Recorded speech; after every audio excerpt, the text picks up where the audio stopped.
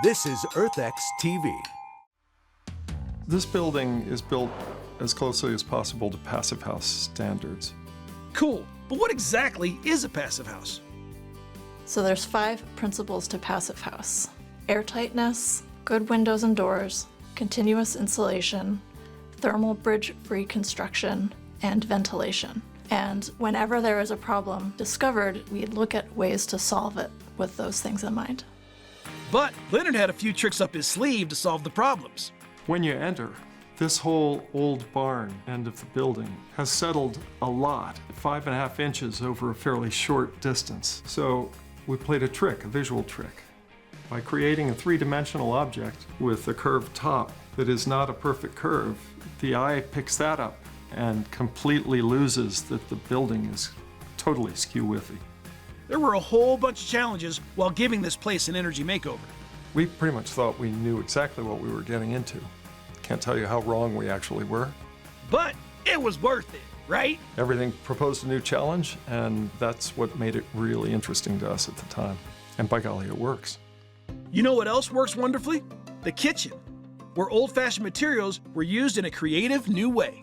The kitchen ends up being the center of activity in any house. And this particular one, we were very sensitive to the materials in here. The counters are glass. They are actually glass slag that's what's left over when you manufacture windows.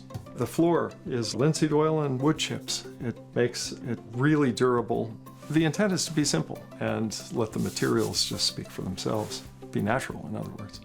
Floor to ceiling, the old yet sustainable features inspired Leonard style for this 3-bedroom, 2.5 bath house. As we continue around the corner, this is one of the posts from a barn that was brought onto the site sometime in the early 1800s. And you can see along the upper edge here the beam and the roof rafters for the old house. And we wanted to leave them exposed because it tells the story of how the roofs were put together at the time. Those also were just being held by oak pegs. Wow, a lot of things have changed since the 1700s, including what the colonial settlers used for insulation.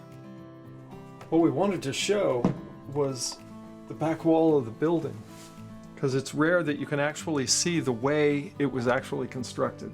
What they would do is glue newspapers across there to stop the breezes from coming in between the sheathing boards. Now remember, the newspapers of the day were a lot thicker and hardier than newsprint today. And then it would be plastered, and that would be the finish on the inside.